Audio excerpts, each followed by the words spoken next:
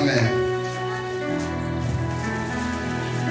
Aujourd'hui, j'ai tellement de choses à dire, mais parce que vous voulez m'assurer de dire vraiment l'essentiel, pour qu'on puisse quand même vite finir pour préparer ce qu'on a à faire bientôt.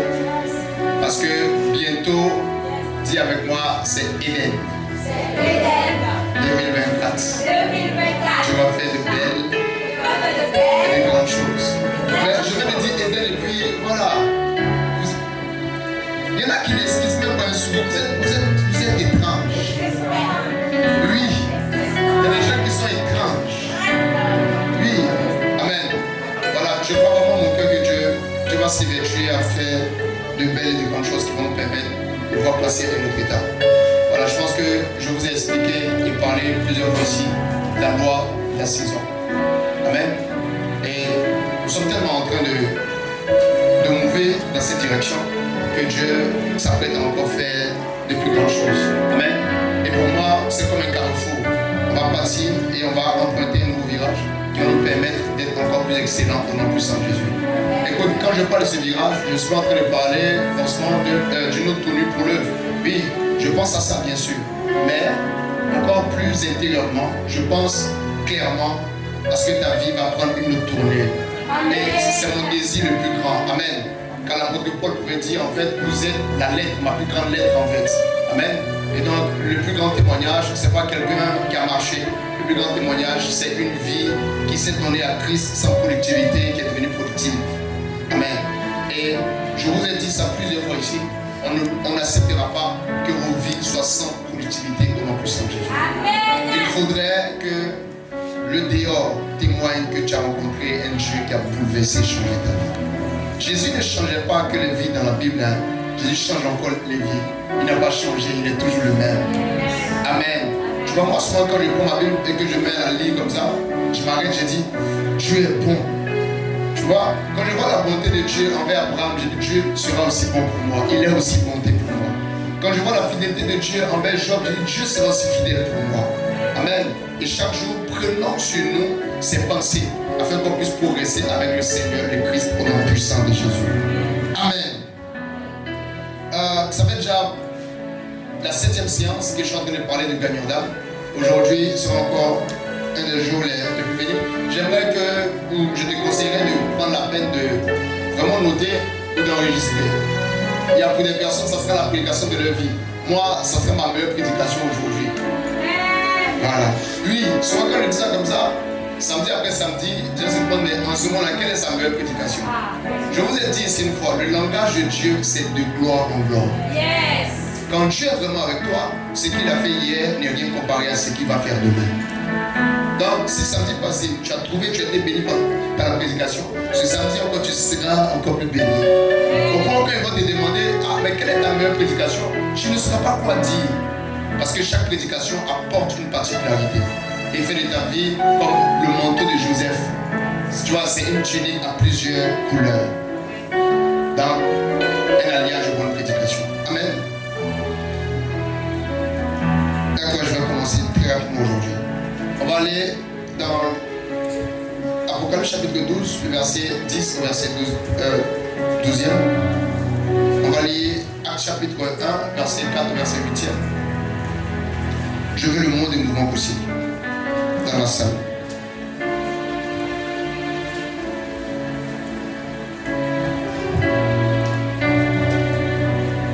On y va et on va terminer avec Proverbe chapitre 8.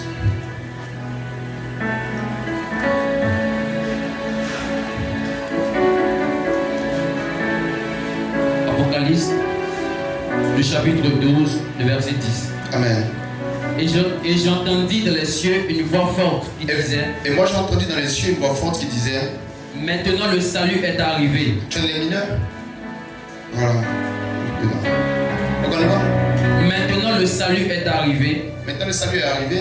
Et la puissance. Et la puissance. Et le règne de notre Dieu. Et le règne de notre Dieu. Et l'autorité de son Christ. Et l'autorité de son Christ. Car il a été précipité. Car il a été précipité. L'accusateur de nos frères. L'accusateur de nos frères. Celui qui les accusait devant notre Dieu. Celui qui les accusait devant notre Dieu. Ils l'ont vaincu à cause du sang de l'agneau. Ils l'ont vaincu à cause du sang de l'agneau. Et à cause de la parole de leur témoignage. Ils n'ont pas aimé leur vie jusqu'à craindre la mort. Ils n'ont pas aimé leur vie jusqu'à craindre la mort. C'est pourquoi réjouissez-vous cieux. C'est pourquoi réjouissez-vous cieux. Et vous qui habitez dans les cieux. Et vous qui habitez dans les cieux. Malheur à la terre. Malheur à la terre. Et à la mer. Et à la mer. Car le diable est descendu Car vers le vous. diable est descendu vers vous. Animé d'une grande colère. Amen, on s'arrête là. J'espère que tu as suivi ces textes. Ça sera un des points focaux. Amen. De mon enseignement aujourd'hui. Vous savez que je vous dis tout le temps, ce que tu manifestes aujourd'hui dépend des connaissances que tu as eues. L'homme n'est que le reflet de ses compréhensions. En fait, ta vie ou tes réalités ne sont que les conséquences de ce que tu connais. La Bible est claire. Osée chapitre 4. Mon peuple périt faute de connaissances. Donc, vous pouvez avoir une alliance, mais si vous êtes ignorant, vous allez périr. Je vous ai dit, le frère jumeau du diable ou le frère jumeau de la mort, c'est l'ignorance. Si vous ne connaissez pas, vous n'êtes pas bien. Amen. C'est pour cela que le diable a travaillé afin que les moments d'enseignement dans l'église soient les moments où les personnes sont les moins concentrées possible. Lorsque on commence à enseigner comme ça, vous allez voir que certaines personnes auront envie de dormir, certaines personnes seront fatiguées. Quand je parle comme ça, je parle de l'eau, on n'en va pas ici quand même. Amen. Parce qu'à l'heure de l'enseignement, il y a des démons qui sont relâchés. Amen. Parce que nous sommes libérés par une connaissance qu'on garde. Nous sommes affranchis par une connaissance qu'on s'approprie. Amen. C'est pour cela que tu es venu, tu as fait ton offrande, tu as prié et tout ça. Mais la partie du culte où Dieu te donne les éléments de ta transformation, c'est pendant l'enseignement. C'est pour cela que tu dois être concentré comme jamais. Amen. Ce qui a fait la différence entre les disciples de Jésus et les disciples de Jean-Baptiste, c'était que leur maître n'enseignait pas les mêmes choses. Donc, Simon est devenu Pierre parce qu'il avait un maître qu'on appelait Jésus et que Jésus lui enseignait des choses différentes. La différence entre les personnes qui se réunissent dans d'autres églises et nous ici, c'est la connaissance qui est transmise. C'est différent. La différence entre nous et les sectes, ou même les religions, la différence entre les religions, ce sont les enseignements donnés. Amen. Chez nous, Christ est Dieu, Christ est Seigneur, Christ est Sauveur. Ailleurs, on considère Christ peut-être comme quelqu'un d'exceptionnel. On dit, bon, c'est un prophète seulement, mais ces personnes ne vont pas au-delà. Amen. Quand Dieu veut vous donner un héritage, il vous donne une connaissance. Est-ce que tu m'entends? Quand Dieu veut te donner un héritage, il te donne une connaissance. Amen. Ta vie n'est pas le reflet de ce que Dieu veut. Là où tu es assis là, ta vie n'est que le reflet des connaissances que tu as acquis. C'est juste ça. Moi, j'ai une connaissance en physio.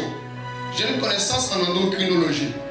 Ce qui fait que si on nous met devant un sujet d'endo, toi tu risques d'être perdu. Moi, je vais pouvoir expliquer. Parce que j'ai reçu la connaissance. Amen. Donc vous faites du bien lorsque vous prenez la peine d'écouter avec religiosité les enseignements.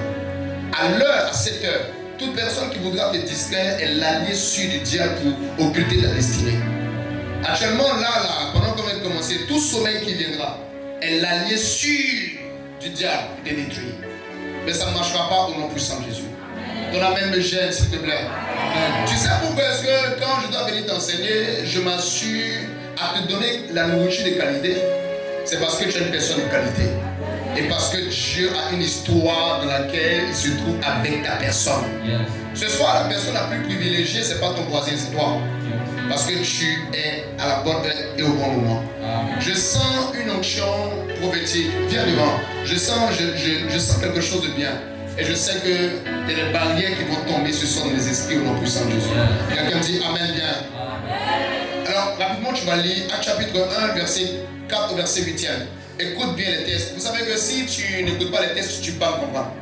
Donc écoute bien les tests. Amen. Chapitre 4, non, chapitre 1, verset 4 au verset 8e. Rapidement. Comme il se trouvait avec eux, comme Jésus se trouvait avec eux, il leur recommanda de ne pas s'éloigner. Il leur recommanda, ne vous éloignez pas. De Jérusalem. De Jérusalem. Non, n'allez pas ailleurs. Attendez ici d'abord quoi? Mais d'attendre que le Père avait promis. Que d'attendre ce que le Père avait promis. Donc, le Père avait promis quelque chose aux apôtres. Et Jésus, avant de partir, il leur donne une recommandation. Cette recommandation, c'est n'allez pas, attendez ici, restez là d'abord à Jérusalem. On y va. Ce que je vous ai annoncé, leur dit-il. Non, attends. Je vais prendre pour eux, chapitre 8, le verset 13e. La Bible dit, La crainte de l'Éternel, c'est la haine du mal, l'arrogance et l'orgueil. La voix du mal et la bouche perverse, voilà ce que je hais. Le conseil et le succès m'appartiennent. Je suis l'intelligence, la force est à moi. Par moi les rois règnent et les princes ordonnent ce qui est juste. Par moi gouvernent les chefs, les grands, tous les juges de la terre. J'aime ceux qui m'aiment et ceux qui me cherchent me trouvent. Avec moi sont la richesse et la gloire, les biens durables et la justice. Dis avec moi, avec moi sont la richesse et la gloire, les biens durables. Amen. Mon fruit est meilleur que l'or pur, et mon produit est préférable à l'argent. Je marche dans le chemin de la justice, au milieu des sentiers de la droiture, pour donner des biens à ceux qui m'aiment et pour remplir le trésor. L'Éternel m'a créé la première de ses œuvres, avant ses œuvres les plus anciennes. J'ai été établi depuis l'éternité, dès le commencement, avant l'origine de la terre. Je fus enfanté quand il n'y avait point d'abîme, point de source chargée d'eau, avant que les montagnes soient affermies, avant que les collines existent, je fus enfanté. Il n'avait encore fait ni la terre, ni les campagnes, ni le premier atome de la poussière du monde. Lorsqu'il disposa les cieux, j'étais là. Lorsqu'il traça un cercle à la surface de l'abîme, lorsqu'il fixa les nuages en haut et que les sources de l'abîme jaillirent avec force, lorsqu'il donna une limite à la mer pour que les eaux ne franchissent pas les bords, lorsqu'il posa les fondements de la terre, j'étais à l'œuvre auprès de lui. Et je faisais tous les jours ses délices, jouant sans cesse dans sa présence, jouant sur le globe de sa terre et trouvant mon bonheur parmi les fils de l'homme. Et maintenant, mes fils, écoutez-moi. Et heureux ceux qui observent mes voies. Écoutez l'instruction pour devenir sage. Ne la rejetez pas. Heureux l'homme qui m'écoute, qui veille chaque jour à mes portes et qui en garde les poteaux. Car celui qui me trouve a trouvé la vie.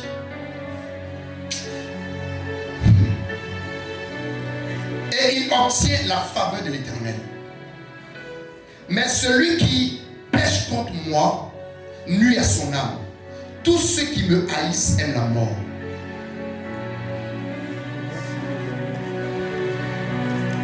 Ce soir, mon sous-thème de ce soir sera pendant que vous allez.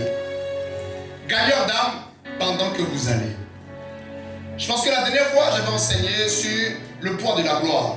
J'avais pris la peine de parler de l'importance du sacrifice, même après avoir obtenu la grâce. On avait parlé d'Abraham, on avait parlé de Jésus. Et parmi les phrases qui étaient vraiment poignantes ou qui ont permis à quelqu'un d'avoir une méditation très poussée, très profonde, c'était le fait que toute obéissance qui ne conduit pas à un sacrifice ne t'emmènera pas à avoir le nom des yeux tout au long. Vous en rappelez, n'est-ce pas? Et donc, Dieu nous appelait ainsi, en tant que gagnants d'âme, à comprendre la loi du sacrifice afin de porter la gloire qu'il fallait. En illustration, on avait pris un homme comme Étienne. Étienne était parmi ceux qui avaient été cités afin de gérer la gestion de la nourriture. Mais il était celui aussi qui a marqué le plus les auteurs ou l'auteur de la Bible. Parce que vous devez savoir que celui qui écrit ce texte de Actes des Apôtres, c'est un docteur. C'est qui? C'est Luc, n'est-ce pas? Il n'était pas là. Donc ceux qui venaient raconter l'histoire de Actes des Apôtres avaient été eux-mêmes marqués par qui? Marqués par Étienne. Ils étaient au rang de 6 ou 7, si je m'en abuse. Mais lui, il a fait la différence. Et je vous ai dit qu'il y a des choses que tu ne pourras pas avoir si tu n'as pas le poids de la gloire sur toi. Donc il y a des portes qui ne pourront pas s'ouvrir. On peut mener beaucoup d'activités, mais il y a des gens, quand ils arrivent là, il y a une différence. Parce que ces personnes ont ce que j'appelle le poids de la gloire. Dans d'autres religions, on peut appeler ça l'éclat, l'étoile, son étoile brille et tout ça. Chez nous, la chrétienté, on a un langage à nous. Et nous, on appelle ça le poids de la gloire. Ma prière pour toi est que l'Éternel te donne aussi une gloire. Yes. Une gloire qui va attirer la faveur sur toi au nom puissant de Jésus. Vous n'avez jamais entendu des personnes dire: ah bon, moi j'étais dans un véhicule, le véhicule a fait un accident. Mais malgré que le véhicule a fait un accident ou a eu un accident, ce qui s'est passé, c'est que moi j'ai pas été atteint. Souvent on a l'impression que bon, ces personnes-là sont, tu vois, hein, un peu différentes. Mais j'ai une bonne nouvelle pour toi. En Christ, il n'y a pas qu'une personne comme ça. Dans le projet de Dieu, nous tous sommes appelés à porter une certaine dimension de gloire. Tu m'entends? Nous sommes appelés à porter une certaine dimension de gloire. Amen. Gloire à Dieu. Voilà, et donc la dernière fois, j'étais en train de vous préparer. J'étais en train de lancer un appel à nous tous à aspirer à cette gloire. Tu dois marquer la différence dans ta vie au nom de Jésus. Yes. Tu n'as pas le droit de rester comme tout le monde. Yes. Ton nom ne doit pas rester dans l'anonymat. Yes. Je suis parmi les personnes qui pensent que si tu passes sur la terre, que ton nom reste dans l'anonymat, ton nom ne reste pas dans la mémoire de quelqu'un qui aura échoué. Parce que le corps périt, mais ce qui reste dans la mémoire des gens, c'est ton nom. Yes. Et ton nom porte l'ensemble des prix ou des gloires que tu as remportées. N'est-ce pas? Quand on dit le président Oufoué, nous tous on dit immédiatement le premier président de la Côte d'Ivoire. Donc s'il n'avait pas été le premier président de la Côte d'Ivoire, il n'aurait pas eu son nom qui reste dans nos mémoires. Il y a des gens ici qui ne connaissent même pas les dates de naissance des parents. Mais ils savent que Oufoué était né le 7 décembre. Ça non? L'homme tombé. Et tout ça. Tu vois, il y a des gens, vous ne savez pas. C'est quoi tout ça? Hein? Voilà, il a marqué la nation. Pourquoi? Parce qu'il a fait quelque chose. Nous sommes appelés à faire quelque chose. Et quand je dis ça, je ne parle pas de ton voisin. Je ne parle pas de la personne qui est devant toi. Je ne parle pas de la personne qui est derrière toi. Parce que les prédications, quand les gens les entendent, ils voient que les autres. C'est un péché de se sous-estimer. Oui. Amen. Si dans ton esprit, les autres méritent plus que toi dans cette dimension, c'est un péché. Parce que ce que je dis ce soir ne concerne pas ton voisin, ça te concerne toi. Yes. C'est toi qui dois porter cette gloire. Et aujourd'hui, je vais prendre la peine d'enseigner, sans compter tout ce qu'on a. On a tellement enseigné sur Gagneur d'âme que s'il doit venir ici, c'est vraiment long. Voilà, je ne peux pas épistoférer dans ce sens. Yes. Amen, n'est-ce pas? D'accord, aujourd'hui, je vais enseigner sur pendant que vous allez. Pendant que vous allez. Gagneur d'âme pendant que vous allez. Déjà, il est important de savoir et que cela soit clair dans l'esprit de vous tous qui êtes assis ici. Le guet d'âme est la plateforme de bataille des esprits sur la terre. Sur la terre, ce qui intéresse vraiment un esprit, que ce soit Dieu, que ce soit le diable, que ce soit l'esprit des eaux, que ce soit les démons territoriaux, que ce soit les auteurs, que ce soit les principautés, que ce soit même les esprits méchants des lieux célestes, c'est une âme. C'est une âme. C'est une âme, il n'y a rien d'autre. Satan n'a pas d'intérêt, l'argent n'a pas de valeur aux yeux de Satan. C'est pour cela que des gens vont vendre leur âme pour que Satan leur donne l'argent et tout. Donc il n'y a pas vraiment de valeur. Amen. Au niveau de l'argent. Mais l'âme a une valeur incommensurable dans le règne spirituel. Ainsi, le terrain du gain d'âme est la plateforme de bataille la plus coriace de l'univers. Tu vois, c'est ta vie comme ça actuellement. Satan est là, il veut quelque chose. Dieu aussi, il est là, il veut quelque chose. À chaque fois que Dieu te dit tu dois faire ça, Satan aussi te redit ce que tu dois pas faire ou ce que tu dois faire, tout ça. Donc nous tous ici, on est soumis constamment à cette pression. Le diable nous veut pendant que Dieu nous veut. Ça me rappelle quelque chose que je disais il y a quelques années. Je disais aux gens, écoutez et comprenez. À chaque fois qu'on vous dit que Dieu a un projet pour vous, sachez immédiatement que Satan aussi a un projet pour vous. Amen. Donc le territoire de Guédam devrait être compris ou devait être vu dans l'esprit de tout croyant comme la plateforme des guerriers. Un gagnant d'âme était un guerrier qui est en train de livrer bataille. Donc un gagnant d'âme était quoi? Était soldat. Et je me suis rendu compte que même dans les guerres passées, même au temps de Napoléon et toutes ces personnes, il y avait quelque chose dans les guerres qui faisait toujours pencher la balance. Souvent, ce n'était pas forcément la quantité de soldats, mais souvent c'était ce qu'on appelle la stratégie. Lorsqu'on avait un bon stratège, on pouvait retourner l'issue d'une bataille. Et lorsque vous lisez même la Bible, vous allez voir que les chefs de guerre comme Jephthé, comme Gédéon, étaient des stratèges. Ils savaient connaître ou ils savaient manipuler et manier les stratégies afin de renverser l'adversité ou le coup d'un combat. Amen. Demandez et on vous dira que il y a des personnes dans l'armée qui eux n'ont jamais attrapé d'armes pour tirer sur quelqu'un, mais passent le temps à étudier pour maîtriser les stratégies. Donc si l'armée humaine qui est mortelle, sachant que la Bible nous dit que tout ce qui est manifeste trouve sa source dans l'invisible, à tout ce qu'on appelle les stratégies, c'est pour aussi sur la terre. Donc la partie du royaume céleste, ou la partie du royaume de Dieu sur la terre, qui est l'église là, on est dans une bataille qu'on appelle le territoire du gain des âmes, c'est que nous aussi on a besoin de stratégies. Yes. Je crois vraiment en mon cœur que c'est là qu'on a échoué. S'il n'y a pas de stratégie, il n'y aura pas aussi de renversement des situations. Parce que la situation telle qu'on la voit est la conséquence des actions qui ont été menées afin de la maintenir ou de la manifester ainsi. Jésus est en train de parler à des personnes. Ils étaient 12 à l'époque. Il les prend, après c'était 120 quand même. Il les prend, il les dit, écoutez, nous allons aller en guerre. Mais pour cette guerre, il est préférable que vous attendiez ici. Ne partez pas d'abord, ne montez pas d'abord, n'allez pas d'abord loin, n'allez pas d'abord de par toute la terre. Hein? Parce que dans Matthieu, il dit clairement, allez vers toutes les nations et faites quoi? Baptisez-les au nom du Père, du Fils et du Saint-Esprit. N'est-ce pas? Yes. Est-ce que quelqu'un est avec moi? Tu comprends ça? Donc il dit, mais pour cette mission, n'allez pas d'abord. Attendez d'abord à Jérusalem. Et quand j'ai lu ce texte, le Seigneur m'a dit, pendant que vous êtes en train de partir, tout gagneur d'âme doit comprendre le poids de la stratégie.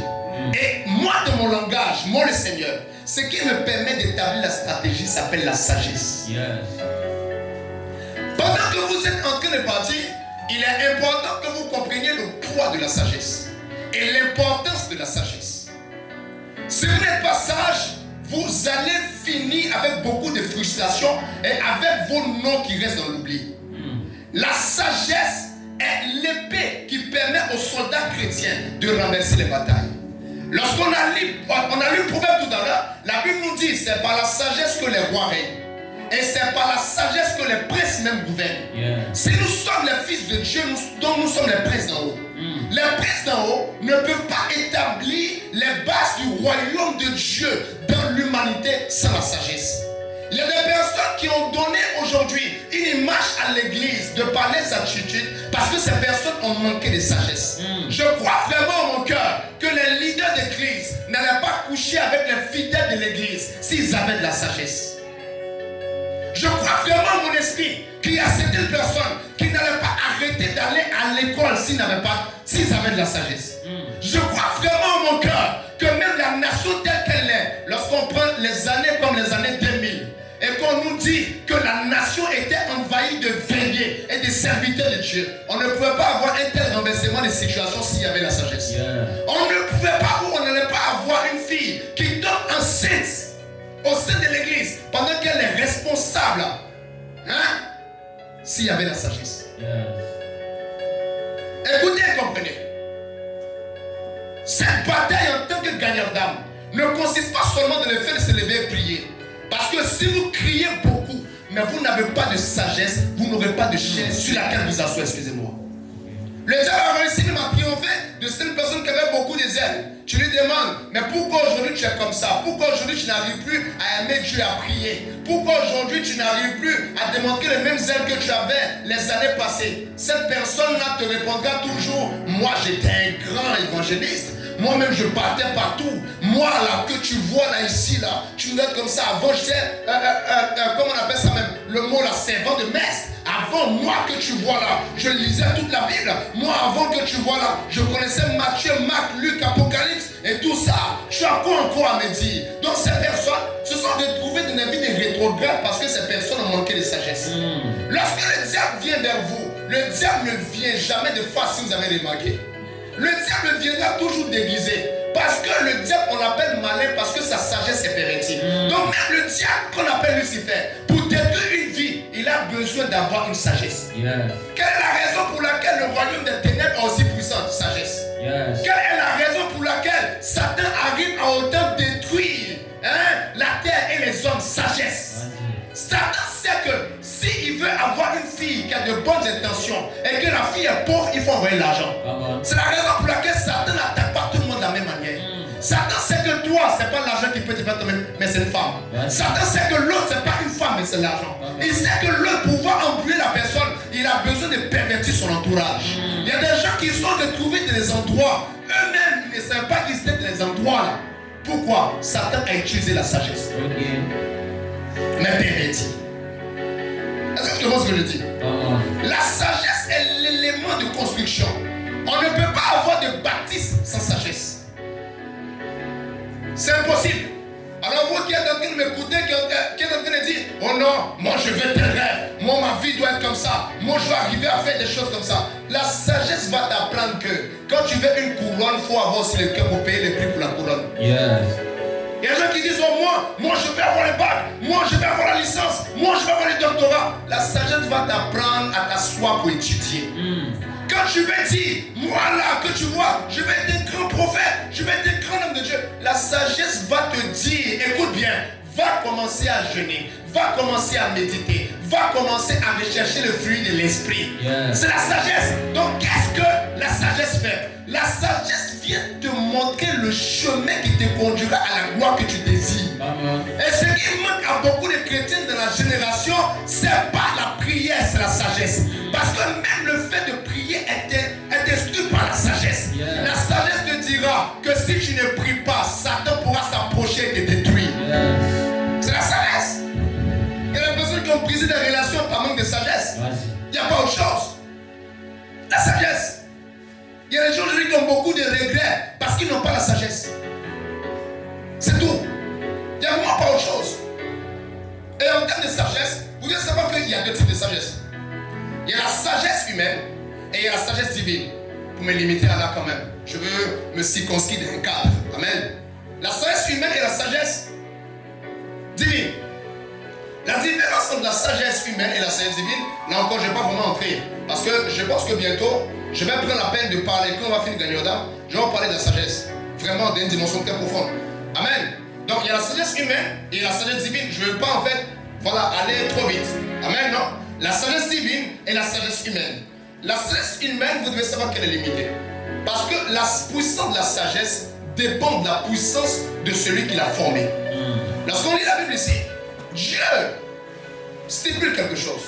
Ou la sagesse elle-même est en train de stipuler quelque chose. L'Éternel m'a fait la première de toutes ses œuvres. Donc c'est Dieu qui a fondé la sagesse. Il a formé la sagesse, lui Dieu. Donc la puissance de la sagesse de Dieu est au niveau de la puissance de Dieu lui-même. Yeah. La sagesse de quelqu'un est son reflet ou le reflète. Amen. C'est pour cela que vous devez apprendre dans vos vies à faire attention aux conseils que vous écoutez. Parce que le conseil que quelqu'un te donne est le reflet de ses expériences et de son identité. Il y a des personnes comme toi, tu peux avoir de grands rêves et te laisser conseiller par quelqu'un qui glande et qui passe au tête paresseux. C'est pas normal. Normalement, celui qui a des grands rêves est conseillé par quelqu'un qui a accompli des grands rêves ou par quelqu'un aussi qui a des grands rêves. Amen. Donc même, à chaque fois que le diable voudra faire quelque chose, qu'est-ce qu'il va faire? Il va chercher une sagesse à avoir. C'est pourquoi j'aime Dieu. C'est pourquoi j'aime le fait que l'Éternel prenne la peine de t'envoyer ici. Parce que tu comprends des choses qui vont te donner la sagesse qui va te permettre de régner. C'est aussi pourquoi je n'arrive pas à comprendre comment les enfants de Dieu font pour être derrière alors qu'ils ont la sagesse divine. Il y a un problème. Donc quand je parle de cette sagesse humaine ou divine, il ne faudrait pas que je m'attarde dessus quand même. Je dois partir rapidement. J'ai des choses très importantes à dire aujourd'hui. Et donc, vous allez remarquer quelque chose. Ces choses que vous allez remarquer, c'est que tout homme qui est dans les émotions et non dans la raison s'éloigne de la sagesse. Ce que Satan a bien fait en cette génération, ou depuis les générations passées, c'est connecter le sens de réflexion des hommes sur la case émotionnelle en la déconnectant de la case de raison. C'est-à-dire, les gens sont concentrés à jouer des rôles, alors que la sagesse indique la voie de la mission. Tu vas trouver quelqu'un qui est dans une phase où la personne est tellement remplie d'émotions. Aujourd'hui, le fait d'être émotionnel est supporté, est demandé et est commandé même par cette personne. Aujourd'hui, pour cette personne, être en dépression, c'est à la mode. Je suis en train de faire une dépression. La personne dit ça avec fierté. Je suis en train de faire une dépression. Oh non, ne m'écrivez pas. Je suis en train de faire une dépression. Et c'est comme en fait un ensemble de choses que les hommes commencent à rechercher. C'est-à-dire, ils sont tellement dans les émotions qu'ils voient ce qui est mal en bien. Mot dépression, ne dérangez pas. Oh non, tu sais que pendant ma dépression, voilà ce qui s'est passé. C'est pour cela que vous allez avoir l'impression que les génies sont en train de disparaître. Les génies disparaissent. Il n'y a plus de personnes qui ont une intelligence très élevée. Comment expliquer que malgré tout le temps où Einstein est mort, il n'y a plus de génies en fait qui le remplacent? Les gens sont devenus émotionnels à un point où vous n'imaginez pas en fait. Et ils aiment ça parce que cela profite au diable. Je vous l'ai dit, je vais encore le redire. Il est plus facile de Satan de détruire quelqu'un qui est émotionnel que quelqu'un qui est spirituel. Yeah. C'est très facile. Il suffit de jouer avec les émotions de quelqu'un. La personne sait qu'elle est dans une voie qui n'aura pas le Seigneur. La personne va rester là. Parce que la personne est portée par ses émotions. Alors que la sagesse, quant à elle, elle ne fonctionne pas comme ça. La sagesse, quand elle vient, elle t'indique la voie à poursuivre. C'est pour cela qu'on a l'impression que les personnes sages sont des personnes vidées d'émotions. Parce que le sage ne réfléchit pas sur est-ce que je ressens ça. Le sage est concentré sur est-ce que c'est ce que je dois faire pour cette affaire ou pour cette histoire. Yes. C'est ça. Lorsque vous avez le langage je ressens, vous êtes classé dans la classe de ceux qui sont en dessous de la sagesse. Il y a des personnes qui ont détruit leur vie à cause de ce qu'elles ressentaient. Comment expliquer que quelqu'un va se suicider? La personne, oh non, ma vie, quelqu'un peut passer son temps en train de boire. C'est terrible. Vous n'avez pas remarqué ça? Des personnes, effectivement, la personne, mais pourquoi tu bois autant? Oh non, j'ai ça, mon cœur, je bois pour oublier. Eh? Mais pendant que tu bois pour oublier, ta vie n'avance plus. Parce que tu t'es arrêté là où tu as cessé de réfléchir. Et tes émotions ont commencé à prendre le contrôle. Vas-y. C'est pas pour oublier quoi? Oh non, tu sais, non, c'est pas facile. Hey, rien n'est facile. On n'a pas été emmené sur la terre pour que les choses soient faciles. On a été emmené sur la terre pour rendre les choses faciles. C'est pour cela que quand moi je vois la situation difficile, est-ce que je peux vous dire quelque chose? Moi je bénis Dieu d'être né d'une famille pauvre. Oui. Pourquoi? Parce que j'ai payé le prix pour que mes enfants aient un père riche. Il y a des choses qui doivent commencer par toi. Yes. Oh non, c'est dur. Donc parce que c'est dur, je vais aller chez les marabouts. Parce que c'est dur, je vais commencer à vivre comme ça. Si la difficulté a réussi à t'emporter, c'est que tu n'as pas été préparé pour la grandeur. Parce que les grands, quand c'est dur, ils résistent. Quand c'est compliqué, ils résistent. Quand c'est dur, c'est là que les héros sont sélectionnés. Mais parler de quoi? Oh non, nous on ne peut pas pleurer parce que ça a été dur. Au contraire, plus c'est dur, plus on s'endurcit. C'est comme ça en fait. Plus c'est dur, plus il faut s'endurcir. Je m'endurcirai encore au nom de Jésus. Je regarde, à chaque fois que je regarde la prochaine couronne à venir, je regarde aussi le désert qu'il faut traverser. Et je n'ai pas peur d'affronter le désert. Parce que c'est le seul passage qui va me conduire vers ma couronne. Vous voulez voir?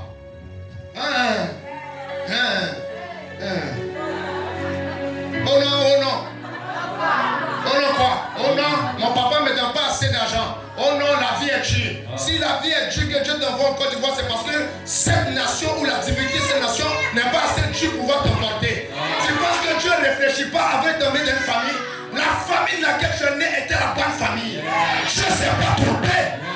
Il ne s'est pas trompé. Les situations de ta vie là sont les bonnes situations pour toi. Je disais un jour, écoutez, mais l'homme a besoin du feu pour donner son plus bel éclat. Yes. Est-ce que c'est faux? Maintenant, toi, tu as de l'or, tu veux rester dans une situation facile. Moi, j'ai compris ça. À chaque fois que vous lisez la Bible, vous allez voir que les héros sont nés en situation difficile d'Israël. Oui. Quand c'est juste là que les héros arrivent. Les héros ne laissent pas en termes de facilité. Parce que les héros sont des facilitateurs. Donc, j'ai pas peur. Je suis heureux. Je bénis Dieu d'être né dans cette ère. Je n'envie pas la saison d'Abraham. Je n'envie pas le temps de Élie. Parce que c'est mon temps. C'est ma saison. Et tout ce qui est là comme Goliath. Le Goliath de David s'appelait Goliath parce qu'il était en son temps. Moi, mon Goliath peut s'appeler je ne sais pas qui. Mais peu importe. Ça sera la même finalité. Nous, on coupe les têtes. Point. Et là, chaque matin, tu dis, hey, moi, je vais aller. Laissez-moi ces autres démotivité. Oh, non, tu sais, il y a des gens qui leur demandent. Mais pourquoi est-ce que tu es comme ça? Non, tu sais, la vie n'a pas fait des cadeaux. Si quelqu'un te dit ça, dis-lui, montre-moi le cadeau que la vie m'a fait. Et que tu te fâches. Montre-moi les cadeaux. Montre-moi. Au contraire, je suis un cadeau pour la vie. La Bible dit, oh, la génération attend d'elle avec un ardent désir. La révélation des fils de Dieu. Si vous remarquez bizarrement, à chaque fois qu'un bébé naît qui pleure, les sages-femmes rient. Ça veut dire quoi?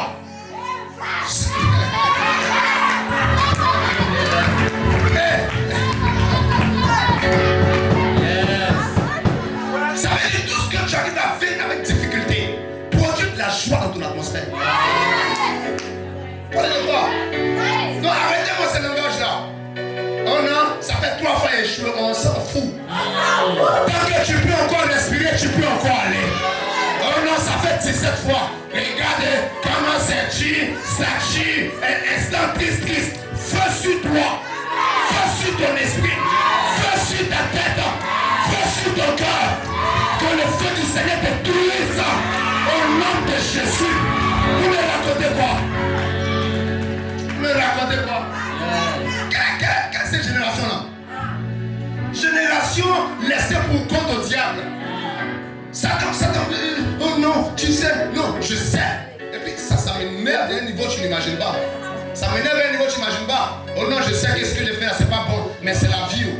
Je disais à un de mes fils, il n'y a pas longtemps, je disais, écoutez, ne laisse pas la vie te conduire. Tu n'es pas né pour que la vie te conduise. Nous, on ne connaît pas le destin. Nous, on connaît la destinée. Le destin, c'est ma vie. Bon, moi-même là, allons considérer les étoiles. Lui là, ça c'est eux. Je ne peux pas vivre loin de Christ. Peu importe ce qui va arriver, Christ est ma gloire. Je ne peux pas me retrouver dans une secte. Je ne sais pas s'il y a des prophètes qui ont fait ça. Moi, je ne suis pas venu à Jésus pour l'amour, la prédication. Je prêche autant parce que je l'aime lui. Qui peut m'arracher la main de Christ? Quelle situation? Si même je dois dormir dans le désert, pour ça je dormirai. Même si je dois rester seul sur une montagne, comme un Shaolin, je le ferai. Je parle à vous, serviteurs. Je parle à vous en Christ. Je parle à vous, frères et sœurs. Que rien n'arrive à vous éloigner de l'amour de Christ. C'est tout ce que vous devez savoir. Jésus-Christ est notre gloire. C'est tout. Wow. Je disais un jour à mon assistant pasteur, et puis aux gens de l'œuvre, moi, personne ne me dit va prier.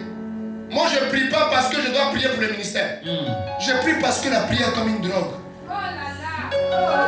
Les gens ils ont pris la dose hier. Il fait moi c'est comment t'expliquer? Tu sais ça. À un niveau de la prière, tu te mets à prier. Et quand tu pries, tu sens que ton corps commence à chauffer. Il n'y a pas de prophète qui a dit le soir. Il n'y a pas de service pour t'attraper. Mais tu sens que là, il y a quelque chose qui a été passé. Ma drogue, lui, j'ai pas peur de le dire. Nous tous on se drogue. Mais c'est la drogue qui est différente. Il y a des gens et c'est pas eux. Il y a des gens et c'est cannabis. Nous c'est Jésus. Ensemble, on va se doper encore. Tu vois, chaque samedi quand tu arrives ici comme ça, tu es en train de te droguer pour la semaine. Hey, est-ce que je parle à quelqu'un? Est-ce qu'il y a un drogué de Christ ici? Attendez-vous dire ça. Attendez-vous dire ça. En vrai, de vrai, ceux qui ont vraiment trouvé la solution, ce sont les drogués. En fait, la vie est tellement bizarre que tu dois être dans une autre atmosphère pour la vivre. Mais le problème, c'est qu'ils se droguent avec des choses humaines. C'est ça le problème. Sinon, moi, j'ai rien contre les drogués. Mon problème avec eux, c'est la drogue qui prennent. Sinon, tant que tu peux te droguer avec un parent le matin, tu te lèves le matin comme ça. Tu dis, la vie est bloquée pour que tu puisses te droguer. Est-ce que ça va? C'est vrai? Écoutez-moi, j'ai dit, la vie est trop dure pour que tu vives sans te droguer. Mais changer de drogue. Essayez sans esprit. Essayez. Essayez ça.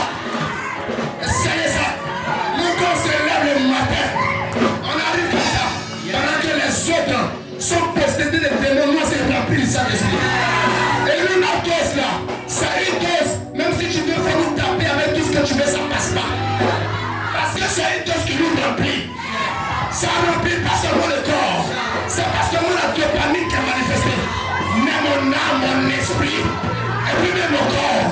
On est occupé de ça. On va continuer au nom de Jésus.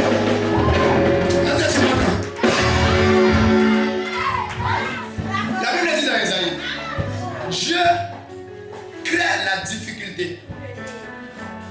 Dieu crée la lumière. Maintenant, il emmène les ténèbres.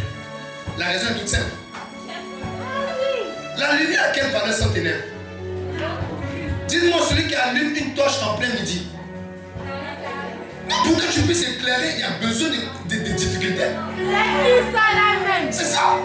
En fait, ce que vous ne comprenez pas, c'est que le test que Dieu vous envoie pour vérifier si vous avez vraiment reçu un don, c'est les difficultés.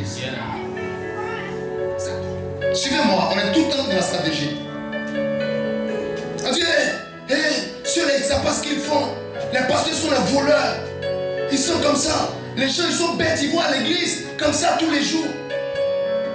Mais ce qui était bizarre, c'est que les mêmes personnes qui parlaient comme ça, quand elles partaient chez les féticheurs, on leur demandait des moutons et des bœufs. Je n'ai jamais entendu qu'un féticheur était un voleur. Depuis je suis né. Demandez à ceux qui vont vendre leur âme. Et puis au lieu de leur donner 10 ans, on leur donne 2 ans. Est-ce qu'ils disent que le féticheur est un voleur? Quand vous allez, vous devez comprendre la loi de l'accusation et l'impact de l'accusation. L'accusation est une stratégie qui émane de la sagesse. Lorsque vous prenez la Bible, le mot accusation ou accusateur a été vu la première fois dans la Bible dans 1 Chronique. Deuxième fois, c'était dans Job. Quand vous lisez Job chapitre 1, la Bible dit, pendant que les fils de Dieu étaient réunis, tout ce qui allait avec là, Satan est venu.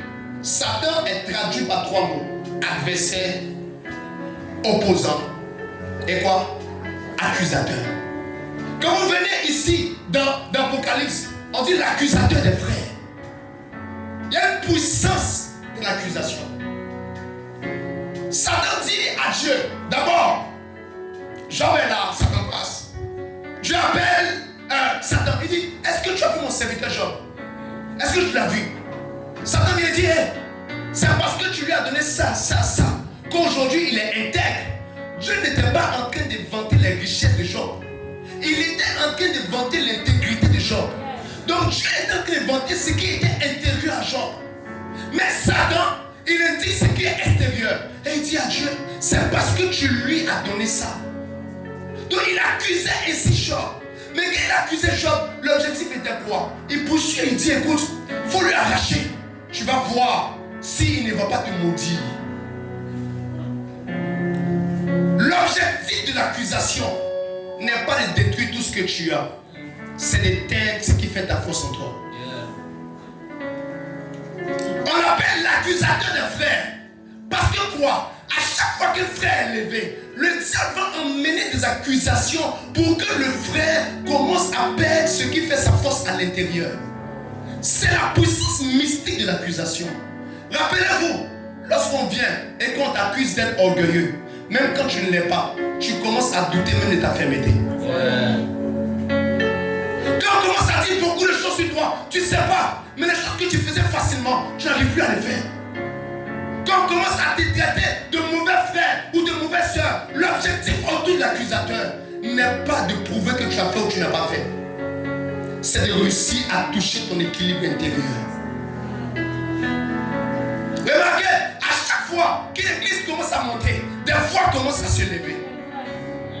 Regardez comment est-ce que le diable a appliqué cette loi au niveau de l'église. Et même les personnes qui étaient fortes, les personnes, écoutez, un leader s'identifie par sa fermeté et sa capacité à utiliser le bâton.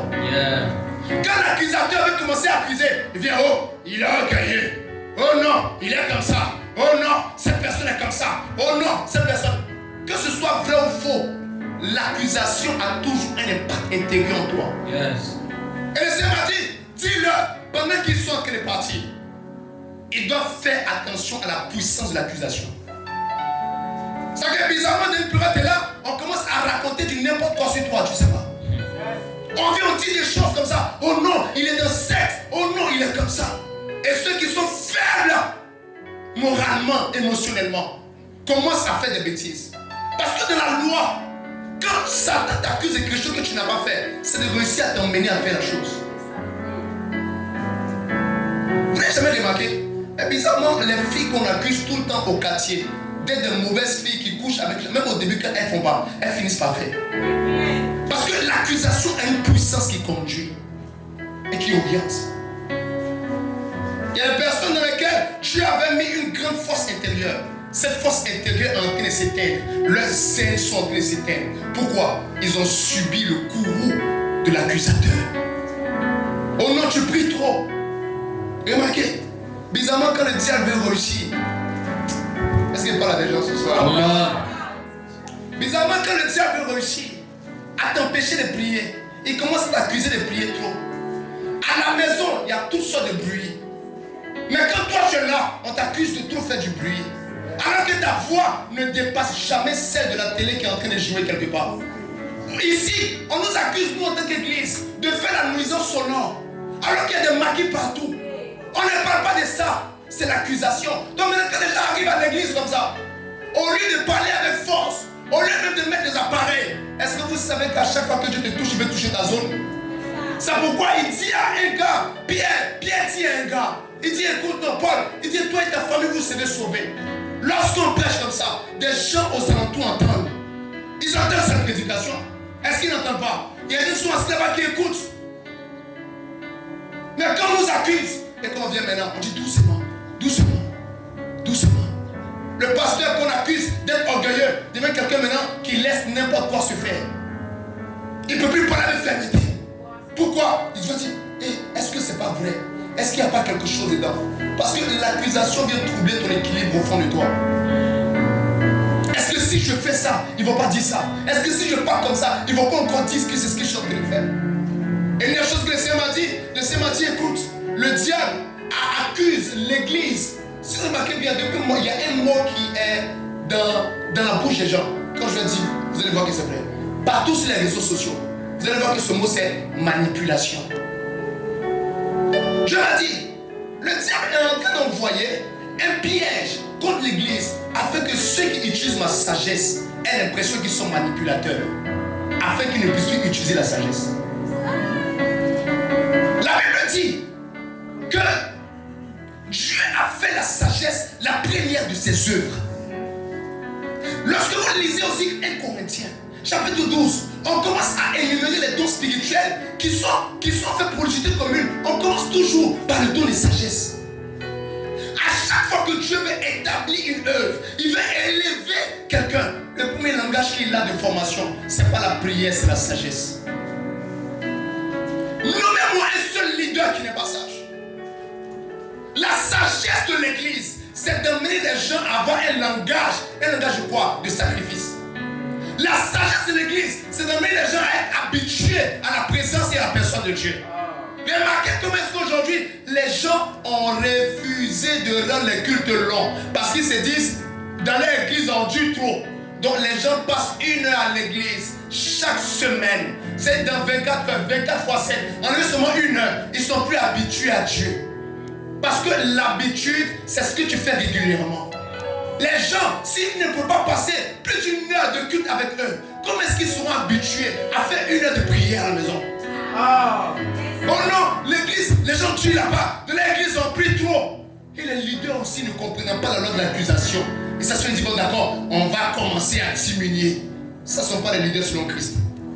Tu n'es pas encore tombé sur Charles de Capistran. Moi, je suis un têtu de ouf. Comment tu vas faire pour me changer? Tu ne peux pas. D'ailleurs, ça produit même l'effet contraire. Si tu m'accuses d'être orgueilleux, sache que tu sentiras. Tu verras. C'est là même que tu verras. Beaucoup de personnes ont été détruites par cette puissance de l'accusation. On nous regarde, c'est là, elle critique les gens. Il y a des gens qui ne critiquaient pas. Mais on les a accusés d'être des personnes qui critiquent. Et ces personnes sont restées dans les coins. Comme ça. La personne n'est plus autant politique à l'église. Combien de personnes ont quitté les églises à cause de cette accusation? Oh non, la fois dernière, elle a dit ça, ça blesse les gens, ça touche les gens, et c'est la puissance de l'accusation. Ils sont levés, dès qu'un jeune prophète commence à faire quelque chose, il suffit qu'il dise quelque chose qui ne va pas dans les sens. Oh non, c'est l'autre qui disent. Non, c'est l'autre qui disent. Moi, je fais quelque chose de l'élément où des gens disaient que quand dans la Kabbale, là, les gens invoquent les anges. Frère, moi, Charles Capistran, route de Kabbale, là, I don't know. Et c'est moi, ça se trouve. Je ne connais pas, je ne connais même pas. C'est dans mes recherches comme j'aime connaître que j'ai connu certaines choses. Mais moi, je ne connais pas. Je ne sais pas comment on fait pour arriver là-bas. Mais l'une de mes premières expériences spirituelles, j'étais couché à la maison. Un ange est venu me soulever. Il y avait le feu qui avait pris la maison. J'étais petit, j'avais 5 ans, 6 ans. Je me rappelle comme c'était hier. Un ange m'a pris, on est sorti. Quand je commence à manifester, je sens le mouvement des anges. Si je viens dire, hey, je sens un ange quelque part là-bas, quelqu'un va prendre la vidéo. Il va me tomber sur quelque chose où on dit non, les gars de la Kabbale là, ils sont là, les anges. Les anges. Bon, c'est un kabbaliste. C'est un kabbaliste. Oh. Et il y a des gens qui ont tellement l'esprit faible qui aussi vont écouter. Oh, c'est un kabbaliste. Que moi, je fais mes choses. Maintenant, bon, qu'est-ce que vous voulez? Vous voulez que j'arrête si je vois le Saint-Esprit qui fait un mouvement, que j'ai vu un ange et que je n'ai pas vu un vent de l'esprit, que j'ai dit, je vois un ange là. Vous voulez que je dise quoi? Généralement, des gens, ça va le pousser à ne plus dire ça. En temps, c'est un élément qui explique leur fonctionnement. Comme les personnes ont abandonné des valeurs, ont abandonné des puissances, parce que ces personnes ont été victimes de la loi de l'accusation. Et ce que vous ne savez pas, c'est qu'il y a un seul accusateur. Il y a plusieurs canaux d'expression de l'accusation. Rappelez-vous, et je vous dis ça tous les jours, ça, je parle comme prophète à tous mes collègues. Vous regardez sur cette vidéo. Maintenant, nos enseignements sont disponibles en ligne, là, totalement. Écoutez-moi, je vous parle comme prophète. Celui qui vous a appelé, ce n'est pas un homme. C'est Dieu qui vous a appelé. Ne laissez personne vous dicter comment vous devez servir Dieu. Ayez un cœur humble. Aimez Dieu. Partez toujours devant Dieu. Apprenez de vos pères. Mais ne laissez personne en fait vous rendre conforme à sa forme. Parce que nous sommes tous dans la maison, mais on n'a pas le même type de vase. Yeah. Il y en a qui sont des vases d'honneur, il y en a qui sont des vases d'argent, des vases de bois, des vases de terre. Écoutez, écoutez et continuez à écouter celui qui vous a appelé. C'est tout ce que vous devez faire. Yes. Ne soyez pas un prophète, un pasteur assemblé comme Saoul. Non, soyez un pasteur de Dieu. Et je dis tous les jours, l'une des choses qui caractérise l'appel au ministère, écoute-moi, toi serviteur, c'est le courage de prendre des décisions. Yes. Tous les jours de ta vie. Ne te laisse pas modifier par quiconque. Ne laisse pas tuer en toi la flamme et le feu par quiconque. Qu'on continue à t'accuser. Si tu le fais, réponds-toi. Si tu ne le fais pas, ne cherche pas à te démonter pour qui que ce soit. Quel que soit ce qui arrive. Reste là. Reste là. Tu comprends ça? On ne dit pas assez. Les personnes courageuses, on n'en trouve plus beaucoup. Il suffit que quelqu'un fasse une critique mauvaise sur eux. Immédiatement, ces personnes sont devenues oh non, qu'est-ce qu'ils vont dire? Oh non, qu'est-ce qu'ils vont encore faire? Qu'ils fassent ce qu'ils ont envie de faire, c'est le problème. Évitez au maximum ça. Veillez sur vos cœurs par rapport à ça. Et laissez-moi vous dire, à chaque fois que le diable se lève comme accusateur devant vous, l'objectif, c'est pas de vous faire perdre ce que vous avez autour. C'est vous faire perdre ce que vous avez en vous. Qui vous accuse? Qui vous accuse? Et là aussi, certains chrétiens, certains frères, écoutez, je vous dis la vérité. Et c'est vrai, vous le savez autant que moi. Certains frères sont utilisés par le diable sans se rendre compte. C'est tous les jours. Mais dans le même Simon là, dans le même Simon il y avait Pierre. Mais dans le même Simon, il y avait aussi Satan. Jésus a pu discerner. Vous ne pouvez pas aller et faire de grandes choses si vous ne maîtrisez pas vos intérieurs. Apprenez à vous connaître. Apprenez à vous maîtriser. Apprenez à savoir qui vous êtes, qui vous n'êtes pas. Maîtrisez ça comme jamais. Le Seigneur a pris la peine de parler de ça durant près de 2-3 jours. Il me dit, il y a une puissance dans ça. Va et dis-leur. Va et dis-leur. Et je vous dis ce soir, faites attention premièrement à la puissance d'accusation. Et secondement, évitez d'être ceux qui accusent. Votre vie est trop difficile vous-même pour que vous passiez le temps à accuser les autres en fait. Regardez comment est-ce que l'église est fragilisée. Regardez vous-même. Est-ce que c'est moi qui ai dit? Il y a des pasteurs aujourd'hui qui n'ont même pas le courage d'appeler dîme ou de dire en fait que ça c'est la dîme. Mais en le faisant, c'est une sagesse du diable. Le diable sait qu'il y a des lois qui sont rattachées au fait d'avoir son cœur attaché à Dieu. Est-ce que vous savez que le simple fait de donner sa dîme, ça protège ton cœur de l'influence des mamans? Quelqu'un qui ne veut pas donner sa dîme à Dieu ne veut pas donner sa vie à Dieu. Mais si tu ne donnes pas ton argent à Dieu, est-ce que c'est ta vie que tu peux donner à Dieu? Il se lève et commence à parler. Oh non, la dîme, c'est l'ancienne alliance. Entends, ce sont des principes fondateurs de la prospérité sur la terre, en ce qui concerne nous les chrétiens. Laissez-les parler. On n'a pas les mêmes canaux d'obtention des choses. Laissez-les parler. Qu'ils disent ce qu'ils veulent dire. Au nom d'un pas de la dîme. Et ça fragilise. Parce que quoi? La stratégie de Satan, c'est l'infiltration. Il y a des gens qui voient sur les réseaux sociaux, ils ne sont même pas les chrétiens. Ce ne sont même pas de vrais chrétiens. Ils ne sont même pas les serviteurs. Ils se lèvent pour emmener la division dans l'église. Et un pasteur qui n'est pas courageux, vas-y, bon d'accord, comme mon enseignement passe sur les réseaux sociaux, je ne vais pas parler de ça. Et puis nous on parlait de dîme, il va même changer le nom. On va appeler ça dîme au nom de Jésus. Amen. Je parle des serviteurs comme des personnes à race de Élie.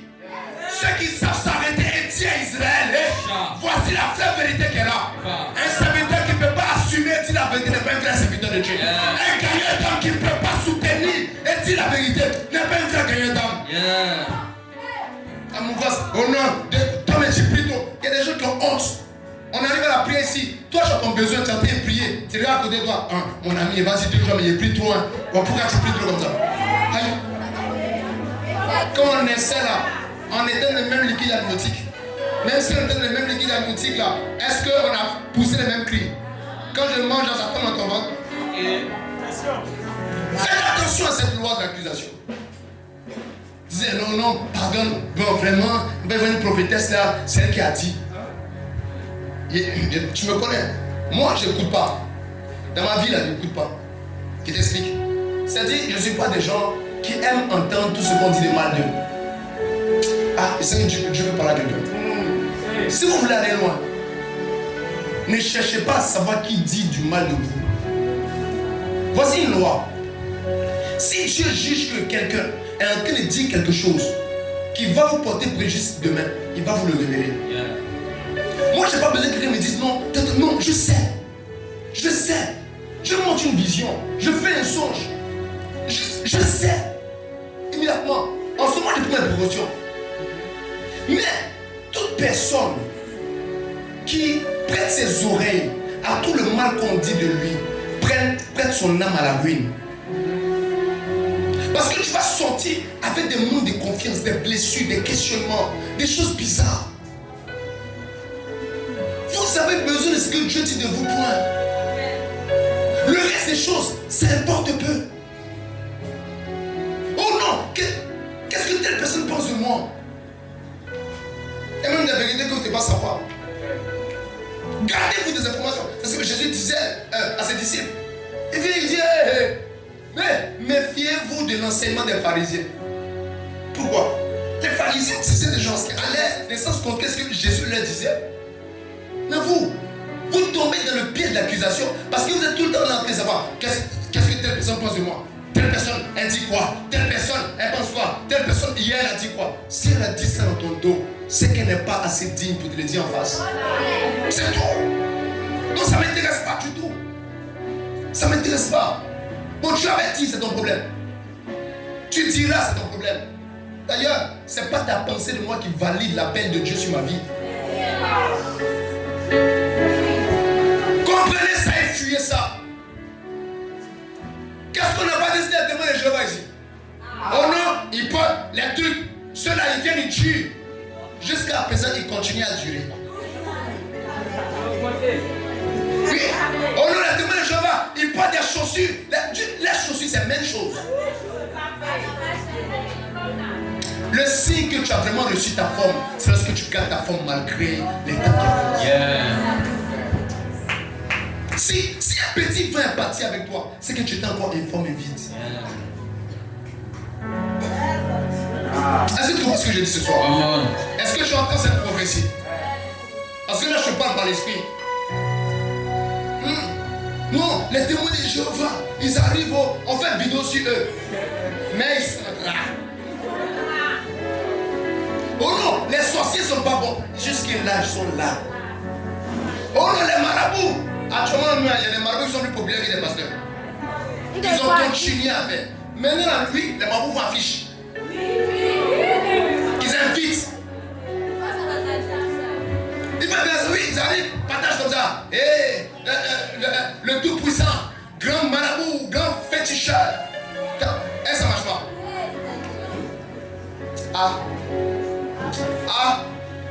Est-ce que je peux vous dire ça? Est-ce que vous savez que la sagesse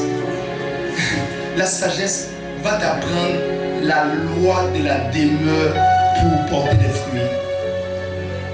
Je vous explique. Psaume chapitre 1, la Bible dit, il est comme un arbre planté au bord d'un courant d'eau qui donne son fruit en ses saisons. Donc en fait, pour que l'arbre puisse porter du fruit, la seule chose qu'il doit faire, c'est de demeurer au bord du courant d'eau. Parce que tant qu'il demeure au bord du courant d'eau, il va porter son fruit en sa saison. C'est le manque de sagesse qui amène les gens à se déconnecter des bonnes choses qu'ils font. Et ils arrêtent de faire. Est-ce que tu comprends ça? Le monde, la sagesse, on vient dire à quelqu'un, écoute, tu vois façon j'ai prié là. Peut-être tu es dans la phase de la prière qu'il te faut pour accomplir ta destinée. Donc tu dois continuer à prier. Il y a des gens qui ont en réalité fait des choses qui allaient faire leur gloire demain. Parce que pour empêcher l'arbre de porter du fruit, ce que Satan doit faire, c'est pas de la battre comme ça, c'est de l'enlever. Maintenant, si vous savez que l'accusation vient pour te déplacer. Même dans l'église, là où on est, il y a des gens, quand le moment de l'esprit arrive, ces personnes résistent. Parce que on dit non, dans l'église là, quand le pasteur lève sa main, c'est chorégraphie, tout le monde tombe. Mais bizarrement, est-ce que vous savez que cette partie-là, c'est une partie importante qui permet à Dieu de fortifier la foi des gens. Écoutez, souvent c'est pas Jésus qui attire la foule. C'est chaque apôtre qui emmène les gens. On ne peut pas nous seuls faire tout le boulot. On doit élargir. Jésus regarde et dit, la moisson est grande mais il y a peu d'ouvriers. On doit fortifier ceux qui doivent faire partie de notre rang, mais qui ne sont pas encore assez forts. Ils viennent, ils disent à Jésus, oh Père, lui il fait ça. Il dit, s'il ne disperse pas, c'est qu'il rassemble. Tu n'es pas obligé de faire comme nous. Mais c'est seulement le maître. C'est l'objectif. Je crois qu'on doit commencer à envoyer des subventions à des jeunes serviteurs qui souffrent quelque part. Je crois ça dans mon cœur. Un jour Dieu m'a dit, l'argent que je donne n'est pas ton argent. Dis l'argent que je donne, ce n'est pas pour toi. C'est l'argent pour l'œuvre. L'œuvre de Dieu, ce n'est pas que la personne que je connais, c'est la personne que je ne connais pas. C'est pour ça que les chrétiens sont venus des pingres et des avares. Parce qu'ils n'ont pas compris. Celui qui donne peut donner encore en abondance. On doit avoir cette vision apostolique. On n'est pas seul. Écoutez, on n'est pas seul. Je vous dis la vérité, on n'est pas seul. Levez les yeux. Voyez les champs qui blanchissent déjà. Et priez afin que Dieu emmène des ouvriers qualifiés. La même histoire que Dieu a eu avec toi, il peut aussi l'avoir avec d'autres. On est tous ici. Tu te sens bien. Il y en a qui se sentent bien aussi dans les églises d'autres serviteurs de Dieu. C'est pour ça que je ne suis pas pour l'exode. Je suis pour les gains des âmes. L'exode, c'est le transfert d'église en église. Il y a des gens qui ne vont jamais grandir parce qu'ils se promènent. Ils ne sont jamais assis quelque part. Ils ne continuent pas à être nourris par une source. Aujourd'hui, ils sont ici. Demain, ils sont ici. Après, demain, ils sont ici. Après, demain, ils sont ici. Après, ils sont... Arrêtez d'être des touristes des églises. Arrêtez. Asseyez-vous. Soyez fidèles. Apprenez. Grandissez. Et puis réussissez. Cette vision apostolique me fatigue dans le cœur. Et je pense que c'est pour ça qu'on est né. Il y a eu des prophètes, il y a des pasteurs et tout ça. Mais il fallait des personnes qui ont une vue apostolique. Yeah. Pour dire à quelqu'un, toi tu as raison. Hein. Toi aussi tu as raison. Vous deux vous dites les mêmes choses. Mais là, entendez-vous et puis c'est fini. Donc tous on a besoin de certains parents. Quand tu dois comprendre ça. On est tous les jours. Ça fait du bien de partir parler à des chrétiens. Quand on partait évangéliser, vous tombez si quelqu'un dit non, je suis chrétien et tout. Testez pour voir si c'est vraiment chrétien. Si c'est vraiment chrétien, tu n'es pas obligé d'emmener ici. Il y a trop de païens. Il y a trop de païens, les gars. Il y a trop de gens qui sont dans le maraboutage et tout. Ils sont beaucoup. Pourquoi est-ce que vous privilégiez l'exode?